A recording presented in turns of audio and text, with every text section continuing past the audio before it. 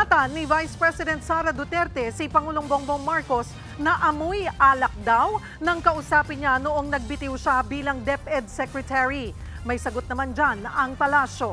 Ania sa frontline sa balita, si Bril Montalvo ng News 5 Mindanao. Sa kanyang panahon. Banat ng palasyo sa sinabi ni Vice President Sara Duterte na napag-iiwanan na raw ang edukasyon sa Pilipinas. Nagre-reflect lamang na bilang siya ay naging DepEd Secretary ay a complete failure. Ang bise, napaha, ano raw hugot ng komentong complete failure.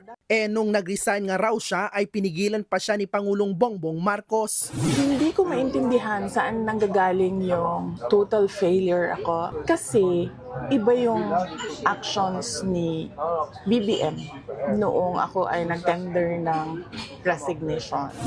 Ang matindi pa, amoy alak pangaraw ang Pangulo nung nag-usap sila sa palasyo noong June 19, 2024. Pag-alis ko, nagbeso-beso siya sa akin.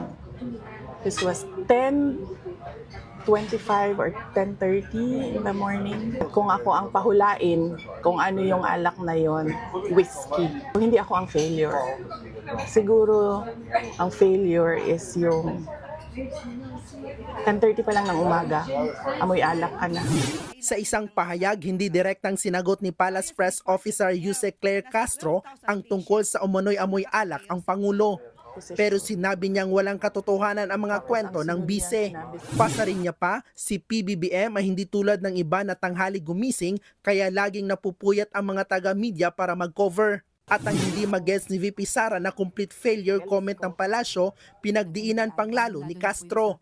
Noong panahon daw ng bise sa DepEd, 192 classroom lang ang natapos sa higit 6,000 target. Ano raw nangyari sa 100 million pesos na peking voucher para sa ghost students? Pati sa higit 1 milyong gadget, laptop at school materials na hindi na ipamahagi. Nauna na rin nag-react ang grupo ng mga guro sa sinabi ni VP Sara na napag-iwanan ng edukasyon sa bansa. Sabi ng ACT Teacher Party List, walang karapatang magreklamo ang hindi naman nagtatrabaho. Pero nanindigan ang bise. We are truly behind sa education system natin. That is a fact of the Philippines.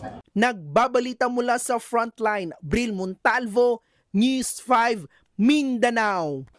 Mga kapatid, Cheryl Cosing po.